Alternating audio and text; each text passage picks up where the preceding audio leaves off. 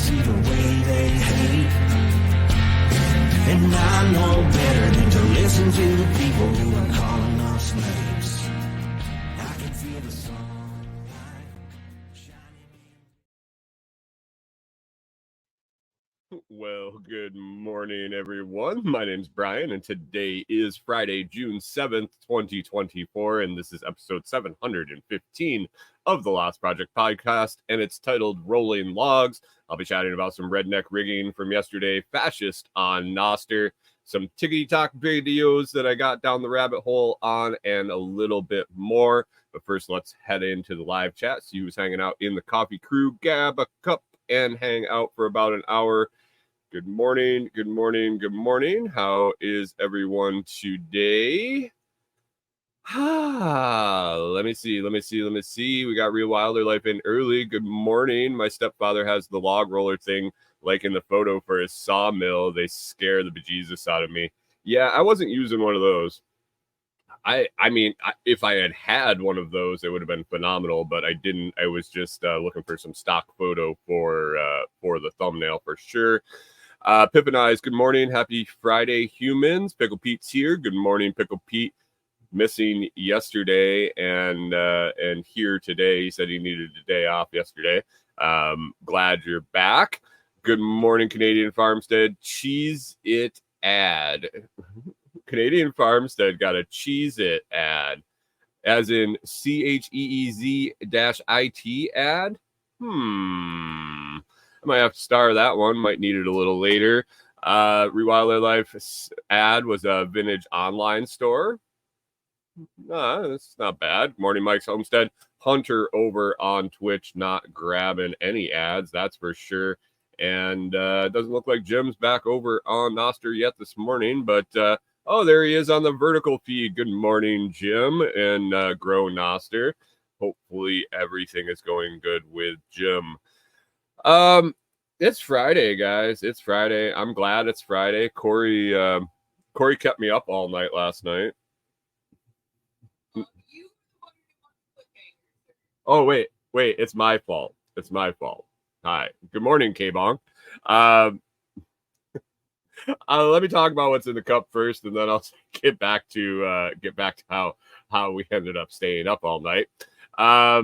Mike's Homestead got an ad for a skincare product he's never heard of. Are you a big skincare guy, Mike? Are you secretly using product and doing your nightly routine and keeping your T-zone clean?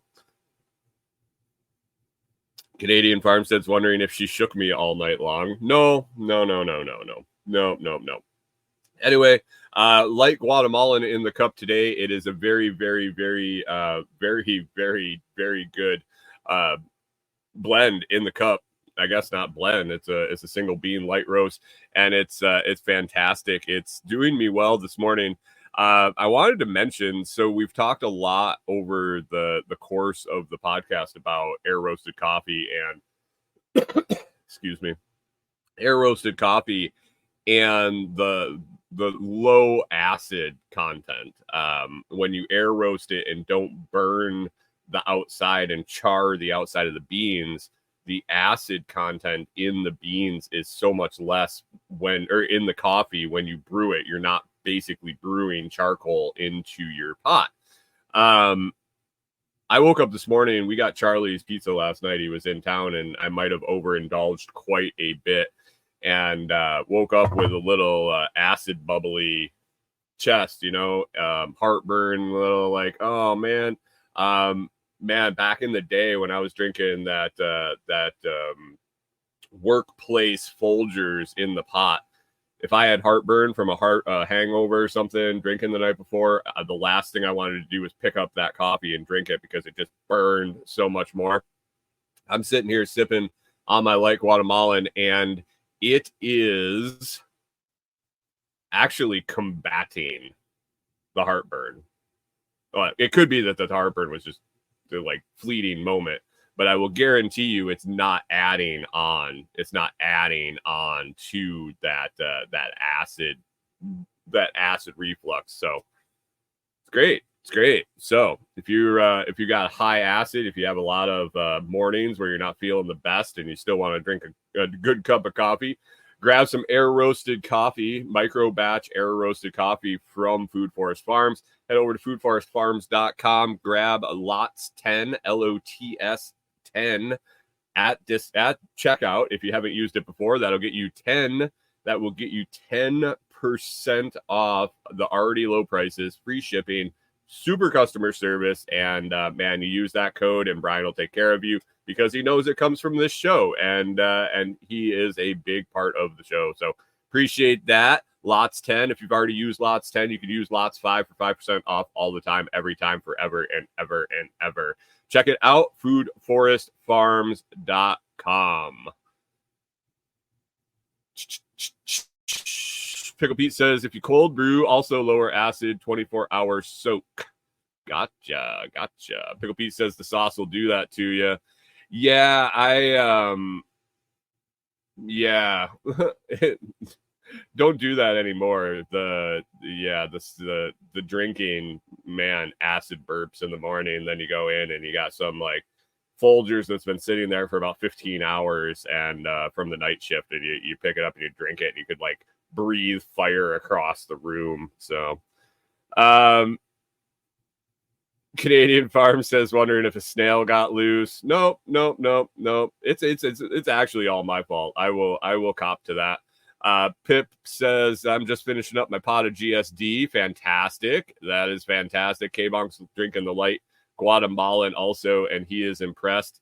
It's hard until you can't really. I can tell you all day long that it's phenomenal, that it tastes great, that it's better than what you're drinking enough to justify A, the cost, and B, just like going through the motions of ordering it instead of going to the store and getting it. I can tell you all day long. Until you try it, until you drink it, until you order some and brew it in your kitchen every morning, you fresh grind it, you smell it while you grind it, you brew it, you won't know. You won't know, but I will I can't see you being disappointed. Canadian Farmstead says, I have a nice strong acidic mug of Folgers right now. Oh. Jim says, damn phone won't let me do both YouTubes and Amethyst. Go figure. Yeah, sorry, Jim. Jim's drinking GSD. That might be why you can't watch both at the same time, because you're all amped up on GSD. And he says it's smooth. It's good. It is good. And Pickle Pete said he's told the story of the GSD blend. The GSD blend on Wednesday's show, and I mentioned it earlier this week. K-Bonk says he's enjoying the light roast, and he's shocked that he is. Well, K-Bonk, you really didn't like dark roast. You like charcoal. Because if you're drum roasting and you drum roast to a dark roast, it's just more burnt.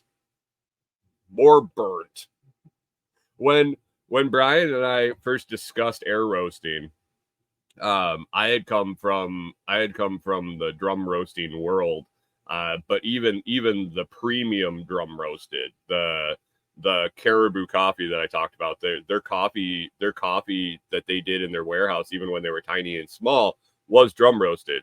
As I came through that, there was a thing where everybody loves Starbucks, and I would try Starbucks, and I was like, man, their coffee tastes like burnt.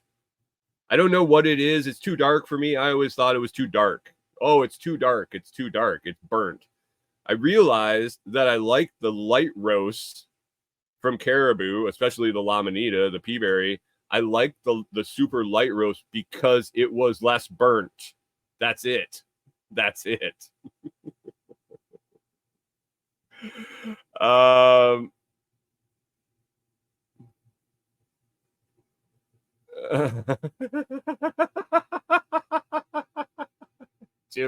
Jim's in a good mood today.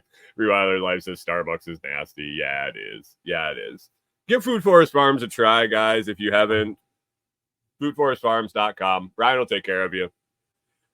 Feel free to send him a message. Feel free to put notes in the order. It'll be all good. It'll be all good. So, I'm exhausted today. Corey's tired today. We stayed up way past our bedtimes last night. I don't think we started getting ready for bed until, what was it, like 10:30? She said she doesn't even know. It was so late. She didn't even know. It was like 10:30.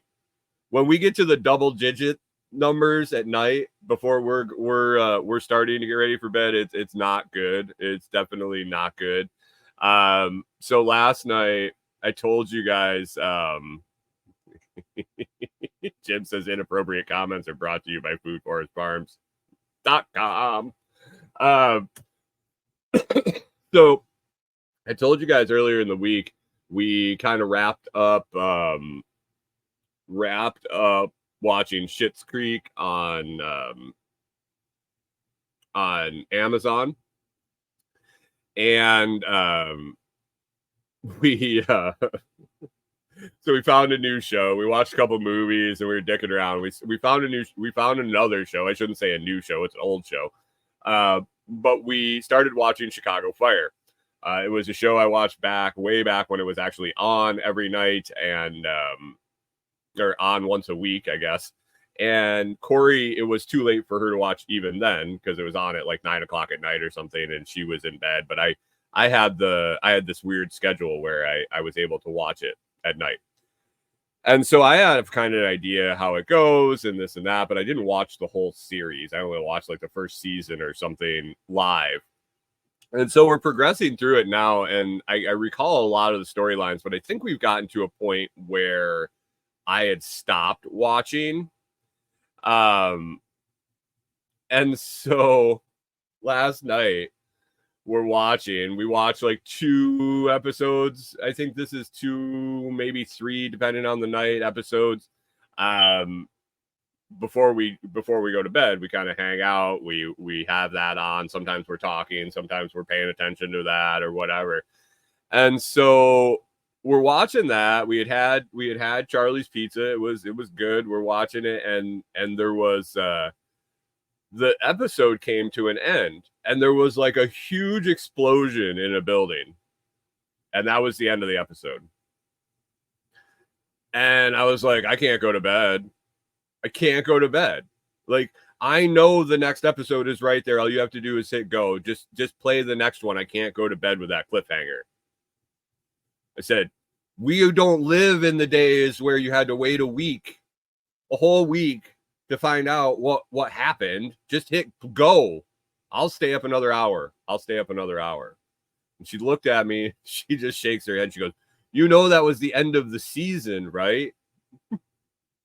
We would have had to wait like 6 months or whatever, however long that was in between seasons.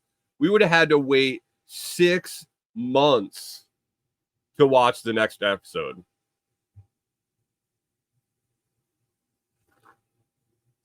Riley says, I'm getting ready for a night at the farm. Woot, lots of work to do in the orchard. Yeah. I was finalizing plans yesterday for what we have to do to spend the weekends out at Delinquent's Gully, and have a 5-minute walk to work on our stuff instead of a half an hour drive one way. Pickle Pete says Tacoma FD is the funniest show you'll ever invest an hour in. Tacoma PD. Tacoma FD. Oh, gotcha. Was that a spinoff on Reno 911? Because that literally is one of the funniest shows I've seen. So there is that. Yeah. So I forced Corey to stay up. We watched the next episode, and then it was like after 10 o'clock, and we're getting ready for bed. And that's way too late. That's way too late for us. We're old. We are old. And Corey especially. Corey used to go to bed like before 8. We'd be watching a TV show, and especially in the winter, it'd be like, she's like, oh, that's it for me. I'm going to bed. And like when we watch shows together, it's you can't watch another episode. So when she's like, it's 7:45 and she's like, yep, I'm hitting it, I'm going to bed, I got another hour and a half, 2 hours, 3 hours before I'm gonna go to bed, and I have to transition into doing something else. So oh, she's back there crying about having to get up at 3 a.m, and I got up like 10 minutes after her.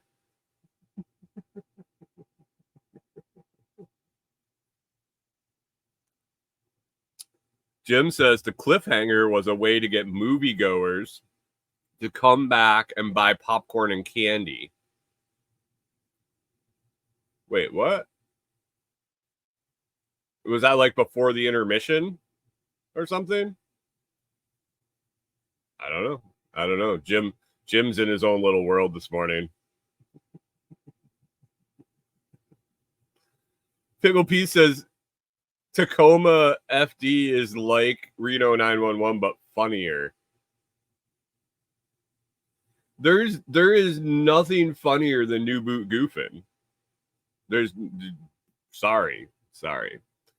Anyway, yesterday I was saying there, I went out and did some work out at Delinquent Scully yesterday.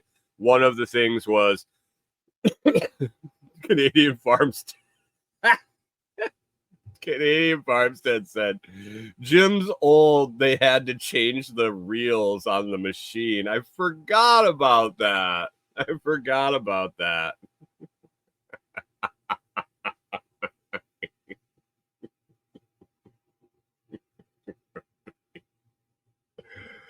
Oh no.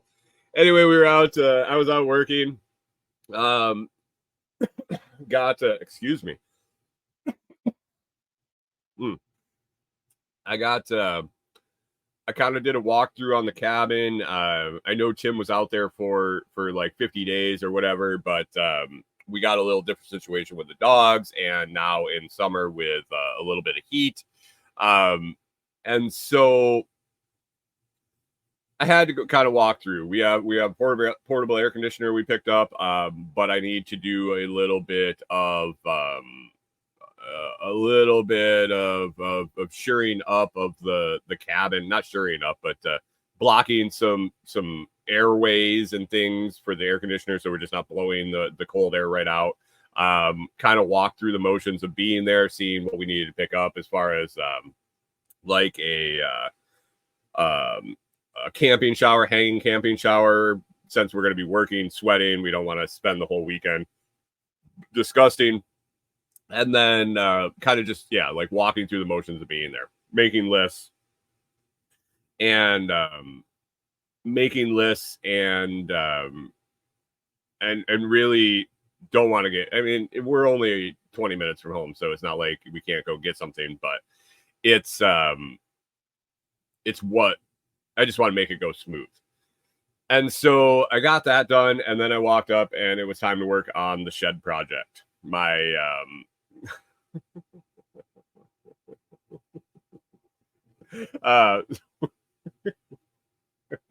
the shed project. And yeah, that's just turned into something. So I feel at this point, all the work I'm doing, all the shoveling I'm going to end up doing, all the work I did yesterday, and I'll talk about it in just a second. I feel this is like my punishment for not paying attention enough. Permaculture says, you plan for 9 hours and do an hour of work. You really, you think it through, you go through the motions, the scenarios and whatnot. I started down that road with this shed, and the shed is like an anomaly because, it came for free. It showed up for free. I'm on a time crunch with it. I need to put it up. I need to make content about it. I was a little rushed there. It was a bad situation. We also had to take into account that, there's nothing really there at the moment. We're just plopping a metal shed in the middle of the woods. I did kind of go through the motions of what if and where, and we had a kind of a cabin general spot and orientation and everything. But we randomly picked the flattest spot we could find for both the shed and the garage. And we're both really excited to get those put up, because once that happens, we can start moving things there. We can start moving the stuff that we're like storing here, that we don't really use. We can start purchasing materials to get working on the cabin and get them out of the weather while we accumulate the other materials. And it's just like that first kicking off point. So I think I might have rushed a little bit. I think for multiple reasons, I might have rushed a little bit, but we cleared the area. And instead of actually determining how much of a slope was there over the 12 to 15 feet by 10 to 15 feet square that I was going to have to work on, I just went to town. I carried the bricks up, and I wanted to be in a position to let Corey help me put it together. Request, because the instructions say it takes 3 to 4 people. It takes 3 to 4 people 7 hours to put it together. 2 people minimum. And so it's not like I can put it together by myself. And I have limited amount of time with Corey when she can be out there for long enough to make it worth it. Like I said, with a half hour back and forth, it doesn't make sense to go out after work. And so all these factors, and they're not excuses. Like it's fucked up.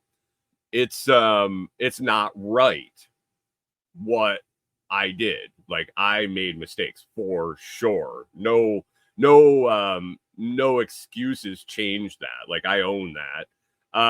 And so yesterday for a few days I was looking at it, trying to figure out what I wanted to do. So I came up with a plan, and it's going to take a lot of work. And yesterday was the beginning of that, but I'm basically going to build a platform out of the materials I have, because I'm not buying any more materials for this project. I'm not carrying any more up the hill for it. What I have on site and what I've gotten there should be sufficient to put a damn shed up. It should be sufficient to put a shed up. And so I needed to use what I had there already. And I decided I'm going to basically use some of the trees I cut down. Canadian Farmstead says it'll be much more frustrating to put it up if it's not completely level. Ask me how I know. Yeah, and that's what I'm sitting here thinking about. That is definitely what I'm thinking about. And so what I've decided to do is I had these 2 very tall, very straight, and relatively the right size diameter logs that I could, starting from the high point, make a U out of the logs around the outside. I can then pack in the logs. These are fresh cut. I cut them 2 weeks ago, so I don't have to really worry about them. Jim says type 1 error. It's not a type 1 error yet. It's still fixable. It's, even if I put the fucking shed up, it wouldn't be a type 1 error, because the shed would be just torn down if it's the wrong. It's not permanent. Everything here that I've done can be fixed.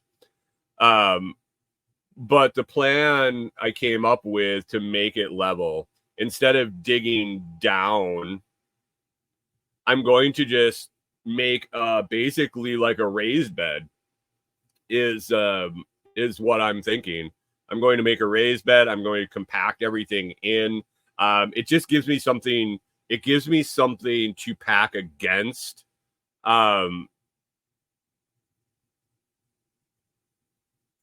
Pickle Pea says it has to be non-organic or it'll shrink. I understand that. Yeah, I understand that. Pickle Pea says down to earth. It's not going to happen.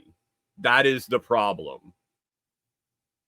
It's not going to happen. I need to build it up. It's not what is going on right now is not it's not going to work.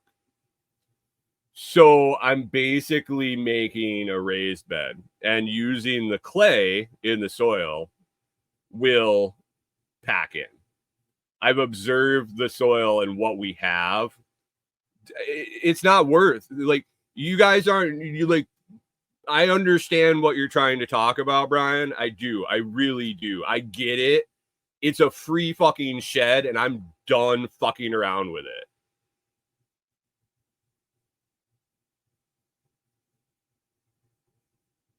So I'm packing in with clay around these logs, and they will deteriorate eventually.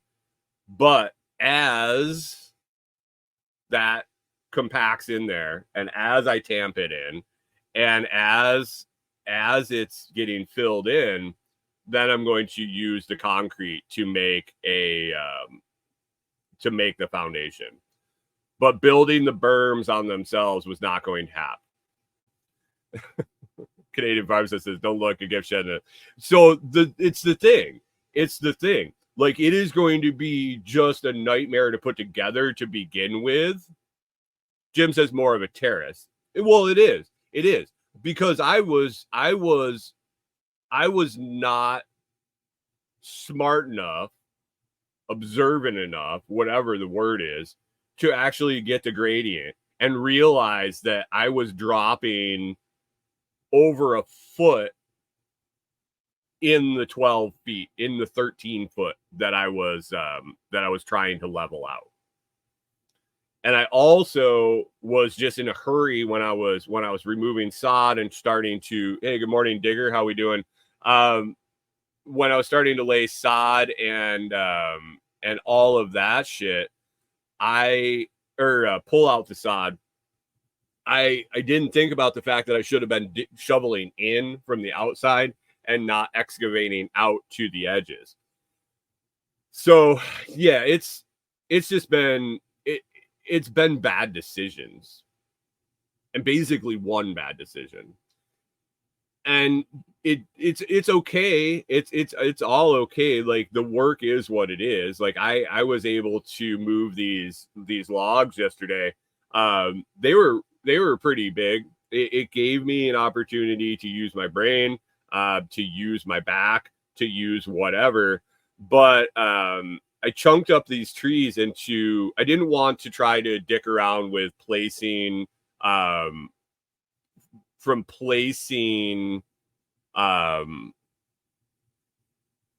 small chunks of logs around and trying to get them all lined up and staked in and everything. I just wanted one solid piece per side. Well, that's like a 13-foot log with a 12-inch diameter down to, like, they're probably like 8-inch up to 12-inch. Rewild Life says those meta sheds don't last forever anyway. Those logs will be fine. Yeah, I know they will. They're hardwood logs. I just cut them down. They're going to be there a while. And so I cut them up to length, and then I'm looking how to transport them, how to get them in line. Of course, they were flipped the wrong way. So it worked out to where the logs were tapered. The biggest one for the back that was kind of a uniform height. The berm in the back was uniform height, because it was going perpendicular to the slope. That chunk of log was almost symmetrical diameter for 13 feet of that tree. The other two logs that I used that I cut to like 13 foot actually tapered down. And if I put them the right way and put the smaller ends up towards the short end of the slope, they worked. But the problem was moving them. A 13-foot log, a 12-inch in diameter is kind of heavy. I started messing around with them. I started trying to figure out how much they weighed and how I was going to move them around, because I don't have any equipment there. I didn't have another person with me. basically I had what was up there: logs, chainsaw, shovel, this and that. Not a whole lot of anything. And so I was sitting there, and when I chunked the biggest log up, it laid down on a teeter totter, like on a stump that was underneath it. And Canadian Farm says this Monday's show will be about carrying a 500-pound compactor up the hill. No, everything's getting compacted another way. And so it's sitting on a fulcrum. And so I go and I sit on the one end. And after being in the camper for this long, I've kind of I kind of bulked up a little bit, we should say. Not in a good way. I'm a little heavier than I normally like to be. And so I was like, well, my fat ass on the end of this, I'll be able to get an idea of like how heavy this log is. And like I'm sitting on the end and trying to bounce on it, and it's barely moving on the other end. So I was like, this thing is heavy. This thing is heavy. And so I started messing around. I started rolling a little bit. I started trying to move them, and it took everything I had, guys. A, physically, but B, I had to devise ways to make these lighter. Basically, I ended up using leverage and fulcrums and like wheels.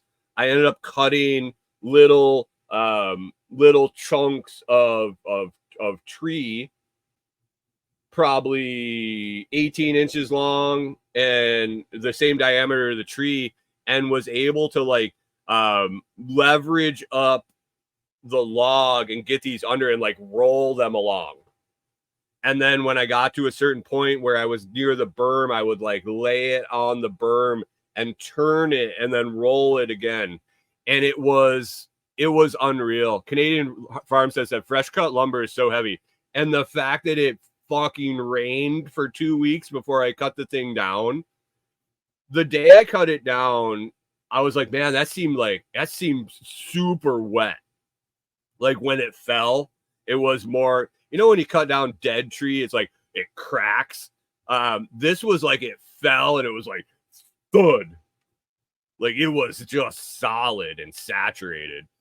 And the next day when I came out, the stump was just like bleeding out sap. Like literally bubbling out the top as we were sitting there. I was like, holy shit, there's a lot of moisture in that.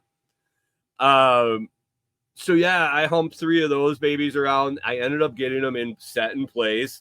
And it's gonna work. Now I just have to dig a hole.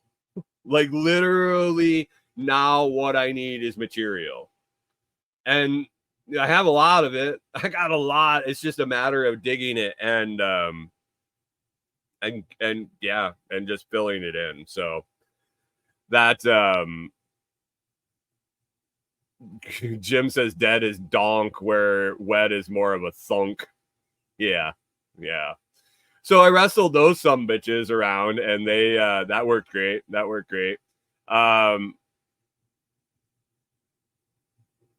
Pickle Pete says, I almost ran over a black bear yesterday. We both looked at each other and we're like, whoa, where'd you come from? I've had my share of run-ins with black bears. It is what it is. They don't want anything to do with you unless you're in between their babies and them. They don't give a shit. Corey used to chase them out of the yard with pot and pan. A pan, a pot and a metal spoon. Actually, I think what we use, those shitty knife steels you get when you buy a crappy knife set.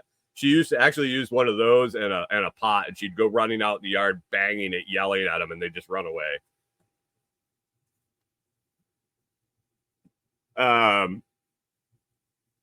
Canadian Farmstead and Rewild Life talking about doing mushroom logs, and yeah, that's on our list too. Farm logs. I got a lot. I got like a dozen more trees to drop in the cabin site, and I was looking at the trees trying to figure out what they were, and I got all sorts of varieties, hardwood, softwoods, and all sorts of things. So I'll have all different projects to do with them depending on which trees and time allotment. So I don't want to say necessarily more delay on the shed, but Corey's going to be coming out with me this weekend, and we're going to open the boxes. I'm gonna shovel. I'll be shoveling and compacting and making a terrace, as Jim I think said. And Corey's going to be opening the boxes, making sure we have all the parts, because there is a warning on the instructions that you need to make sure that all the parts are there, or you need to have us send them out. And they said they send them right out, but that might be another delay. We'll see. We will see. Guys, we hit 50 on Tiny Armored Ones last night. I noticed right before bed. So this weekend, if that holds true, if that holds for the weekend, and right now we are still at 50. I appreciate everybody that popped on there and hit that subscribe. It should be working on that at some point this weekend, maybe tonight. We will see how that goes. But I'm able to fire up that phone. We'll see if we got the bandwidth. We'll see how it goes. It's an experiment. Never done it before. But yeah, we want to fire up that live stream, the 24/7 live stream with the snail tank. If not, we'll just keep doing snail videos over there until we can figure something out. But I appreciate everybody that used all their names, all their screen names, all their logins, and the such to get that done. Jim asked yesterday after I caught it after the show over on Nostr in the chat. Jim had asked something about what a pangolin tastes like, because we were talking that they're endangered and extinct because people are hunting them for their scales and to eat them. So I headed to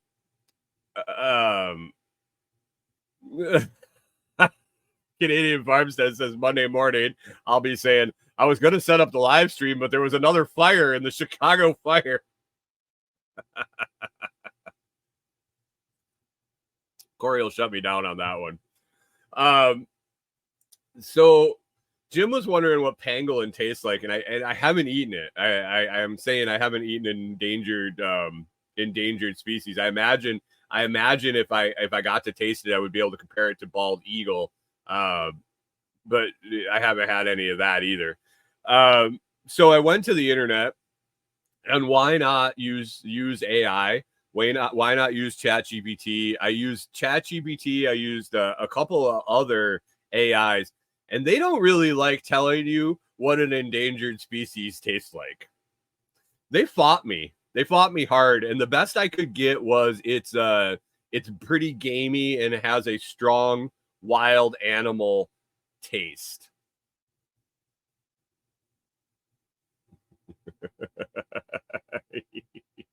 DNR, here they come. Here they come. It says it has a gamey taste. So if you want to try pangolin, you're gonna have to brave heading to Africa or Asia and avoid getting caught by anybody hunting poachers and shit like that. There was this chick a while back. I remember, God, how long ago was that? It was a while. It must have been 10 years ago or more. There was this chick floating around the internet that was like a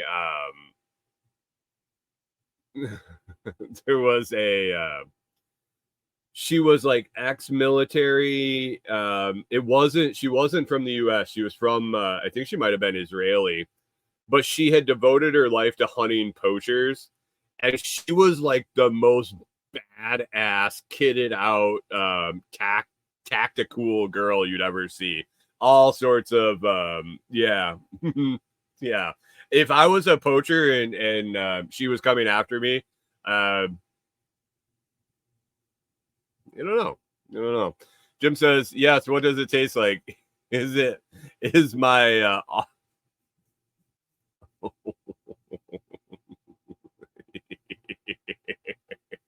Jim says pangolin tastes like cross between whooping crane and spotted owl. Canadian Farmstead says AI would probably say beef tastes bad and gamey at this point. Yeah. Um so Rachel, this wasn't on my show notes, but Rachel, this morning Rachel posted in the group something about raw milk. They're having a raw milk fight up there in Michigan again. I don't have a horse in the race there because I don't do the milk thing. But the other day, might have been yesterday, or the day before, Corey and I ended up talking about milk, and so the whole dairy industry and the whole this was one of the first things that we learned about that sent us down our food system's fucked path. It was a documentary on Netflix, I believe, and they were talking about why we eat the things we do. Sorry, there was a little spider dropping down from my thing here. Rewilder Life says this is nationwide, not just Michigan now. Okay, that's fine. Like I said, I'm not a crusader for milk. I don't drink it. Jim says raw milk causes retardation. What?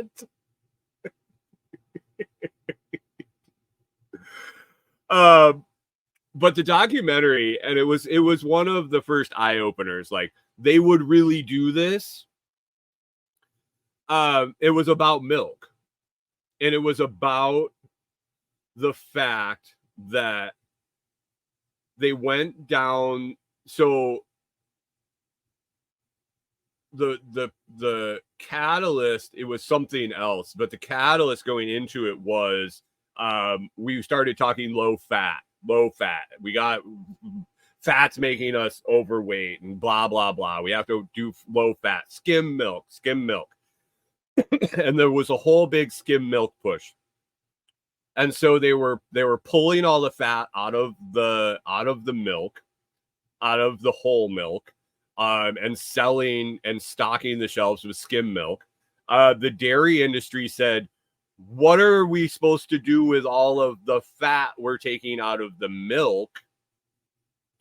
And the brilliance of this was, they said, well, what do we do with it? We can make cheese with it. You remember the Glorious Cheese campaign? Think back and wonder when that happened, right after they started taking out the fucking fat from the milk and they needed something to do with it. Drink your skim milk with your big grilled cheese sandwich. Remember and the thing about the post that made me think about this was Rachel's meme.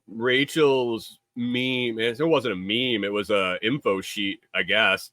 It says raw milk versus conventional milk, and it has the nutrients and immune factors and the difference between pasteurized and raw milk. And I see vitamin A, vitamin C, vitamin E, iron, zinc, B complex, calcium, enzymes, immunoglobulins, and whey protein.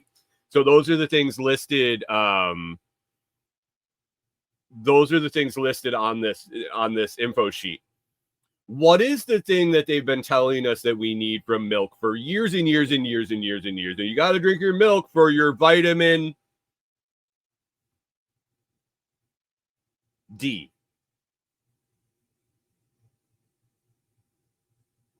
Gotta drink your milk to get your vitamin D. The only reason there's vitamin D in fucking milk is because they put it in there. fortified with vitamin D. There is very, very, very, very, very, very, very, very, very little vitamin D in milk.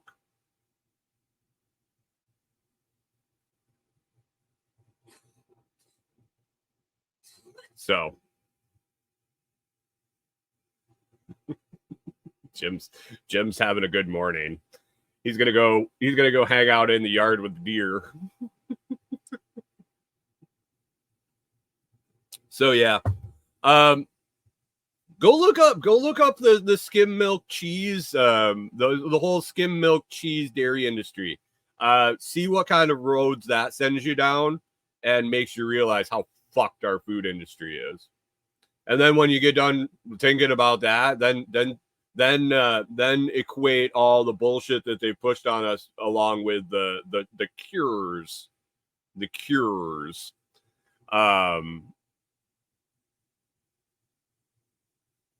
Canadian Farmstead said Jim must have diabetes because he's high on the sugar from the cookie he ate.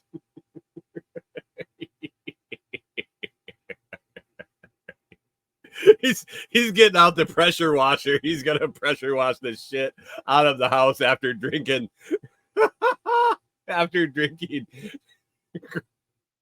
GSD. After a pot of GSD and a cookie, he's gonna go pressure wash the house. Good morning, John Palmer. How we doing?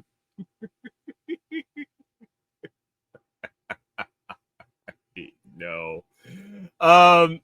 So real quick, I got Canadian Farmstead. I appreciate you posting that article yesterday that made my fucking eye twitch like Forrest Whitaker. So when I go to work at Delinquent Scully, there's no cell service, so I actually put my shit in airplane mode. And if I'm there for 6 or 7 hours, I turn it back on, and my phone just like blows up for the whole day, and or for the whole ride home whenever I go into service and out of service. And so I get this picture when I get home. Screenshot that Canadian Farmstead posted about Jack Dorsey investing in Nostr and that Nostr's CEO. I can't remember the term that they used. It was like CEO or Dorsey gave Bitcoin. The founder of Nostr is a Brazilian man who appears to be a big fan of fascist conspiracy theorists.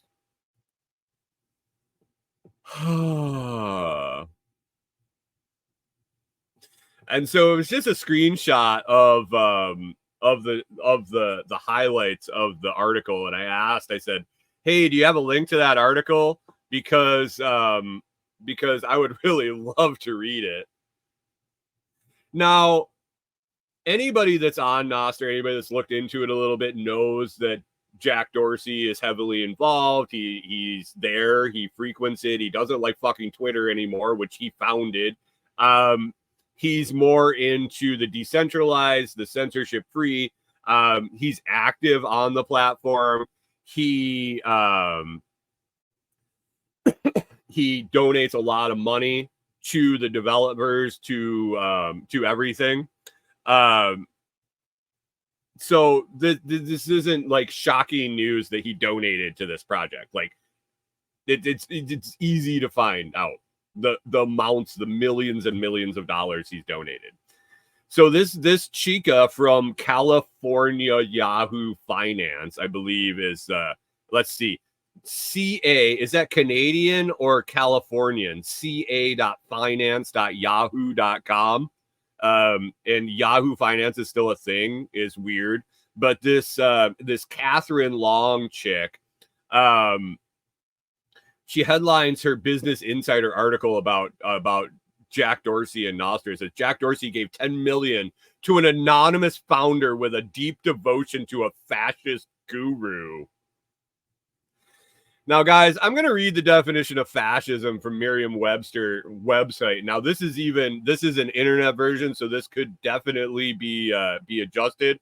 But fascism is a political philosophy, movement, or regime such as that of the Fascisti, that exalts nation and often race above the individual, and that stands for a centralized autocratic government headed by a dictatorial leader, severe economic and social regimentation, and forcible suppression of opposition.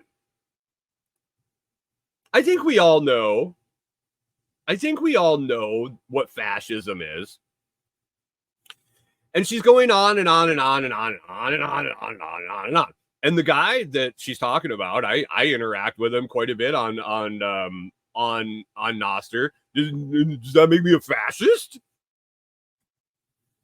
But in the middle of the article, over and over, she talks about how Nostr is a decentralized, open protocol that promotes non-censorship, that promotes like the exact opposite of fascism. Canadian Farmstead said, I only posted the screenshot as reading the whole article lowers your IQ. It did. Like, it was a struggle to get through her word vomit.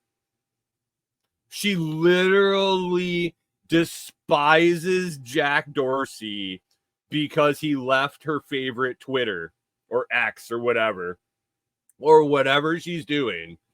And I don't know if it's that they're afraid of Nostr, that they're afraid of freedom, because she was like, the founder says that, you know, this could be a place for hate speech, but we ask they go somewhere else. But it's a delicate balance of allowing people to say what they think or censoring them. I read this and it literally made my head hurt. The hoops that she's jumping through.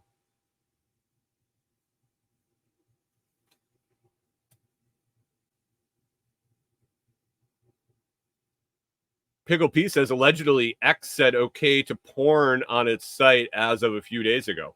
That was some people's issue with Nostr. They're like, oh my God, when I went there was a big dick in I was going through my feed and there was a dick. What if my wife sees the dick on my phone screen?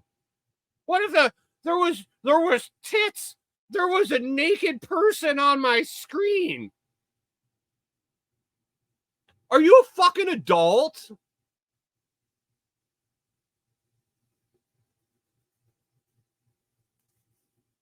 Curate your feed. Take a minute and fucking decide what you want to see and what you don't. Because you know what? Your neighbor might be jerking off to those titties. Maybe maybe the only thing he wants to see on his feed is dick and titties.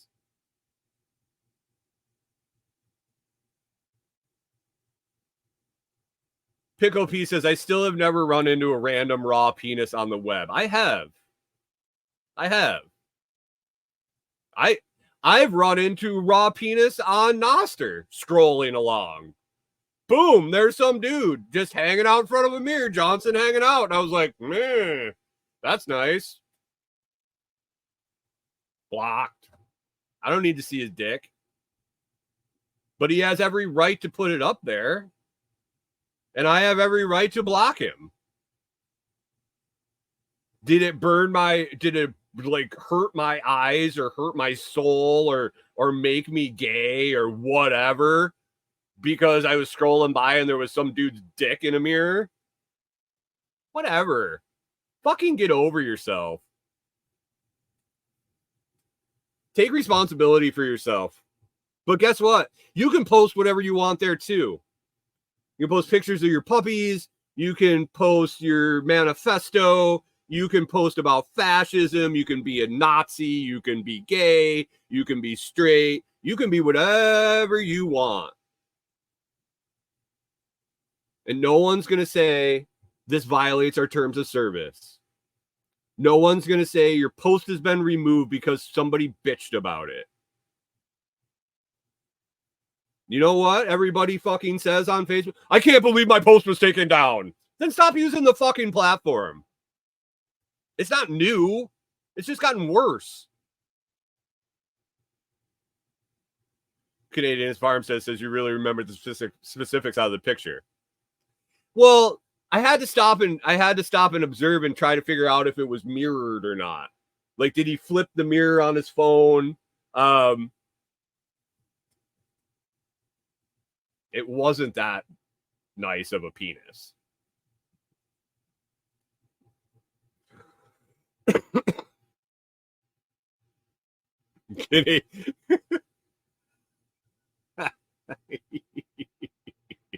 Canadian Farm says, I have not seen any genitalia on Nostr. Turns out you can choose what to see. I just had an open feed. I was in the global feed. That's a scary place, guys. If you go to Nostr, this is not a scary place, I guess. You can see some weird shit. If you go to the global feed in Nostr, it's just like, it's the big dump of everybody, not just the people you follow, but every post. You can see some shit. Jim says not safe for work is so easy to turn on, so you only see and hear from the echo chamber you want. It is now. This was a year ago, or more, actually more than a year ago when I started using it. Before they started doing hashtag filtering, hashtag blocking. I think actually when I started using Nostr, they were barely getting hashtag functionality up for searching.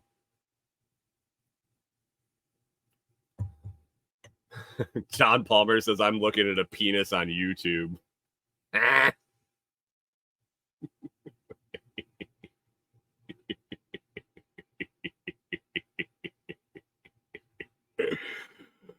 Oh, God. Freedom's scary, guys. Freedom's fucking scary. Non-censorship is scary. And I believe what the guy said that they were all up in arms about was that if I have the right to say what I want, so does everybody else. We hope that they don't come here. We hope that they don't hang out here. We don't like this space for that kind of speech, but they have the right to say it. I don't need anybody to protect me. I don't need anybody to decide to take the fat out of the fucking milk and repackage it as a cheese campaign and say we're doing net positive.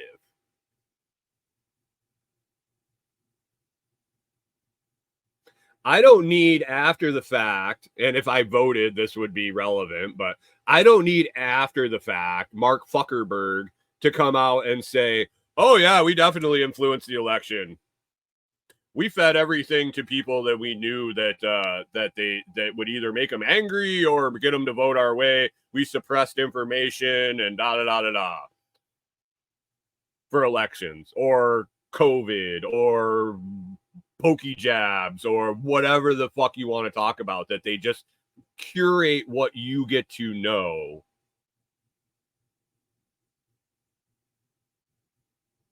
I don't know.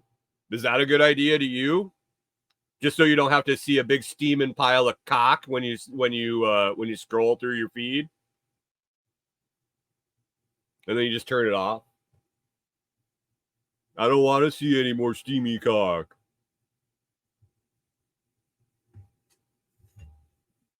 The world has become a shitty place, guys.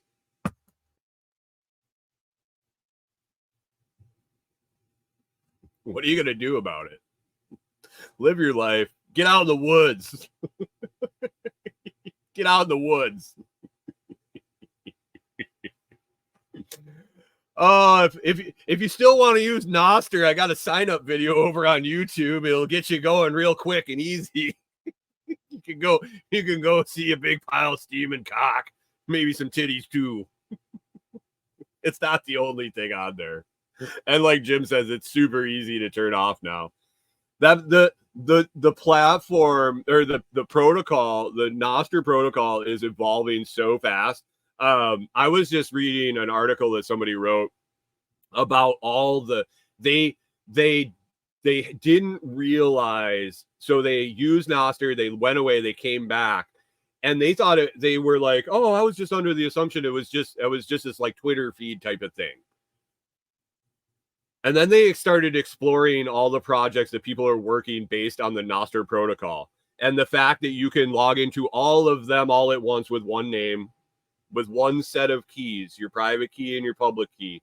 You can log into all sorts of functionality across a variety of different tasks.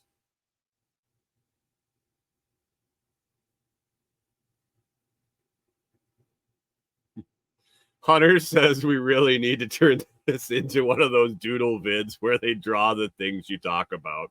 I don't know if that's a good idea.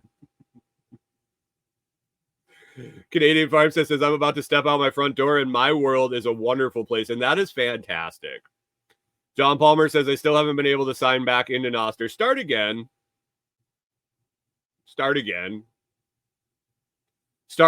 And keep trying to log into the old one. Like, how much could you actually have built that it's not worth starting over? And then actually securing your information and making copies and backups of it.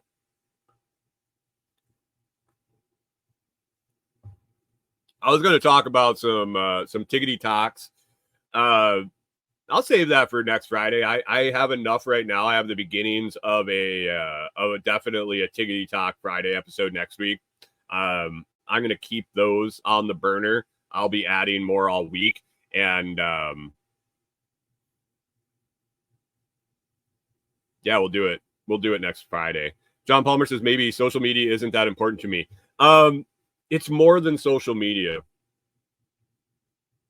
It's really developing into more than social media. News aggregator, social media, all sorts of shit. It's going to take over, hopefully. If it's not too late, if the world hasn't been pussified too much, I think the mainstream has been pussified so much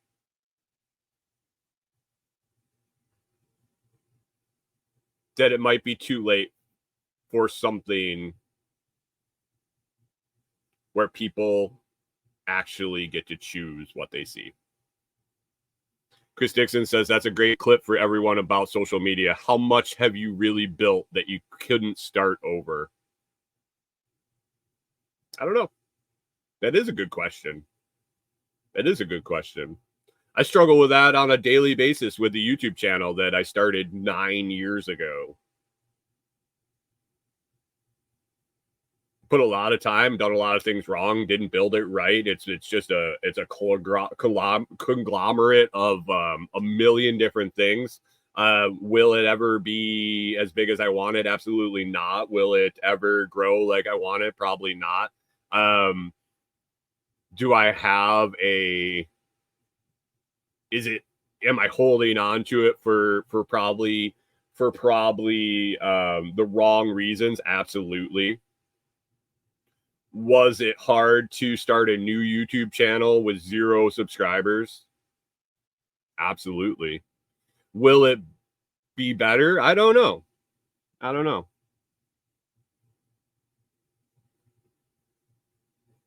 John Palmer says we need more social reality in society. It couldn't hurt.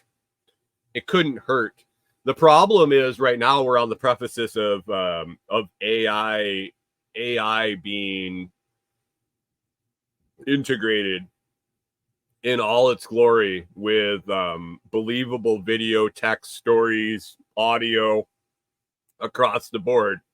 If it's on the interwebs, you're not going to know if it's real or not. Add that in with the censorship of platforms like Facebook and Twitter and LinkedIn and all of these that go to places where people spend TikTok where people spend hours and hours and hours and hours and hours and hours and hours of their time consuming shit that's just fed to them and curated to them by someone else. No wonder we're fucking idiots.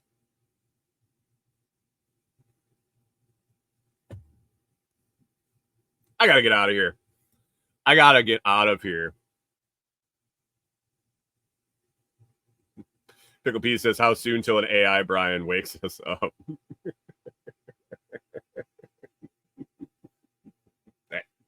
As soon as I check out in the woods, maybe I just need to find an AI bot to just do the show for me, and I just go sleep in the woods.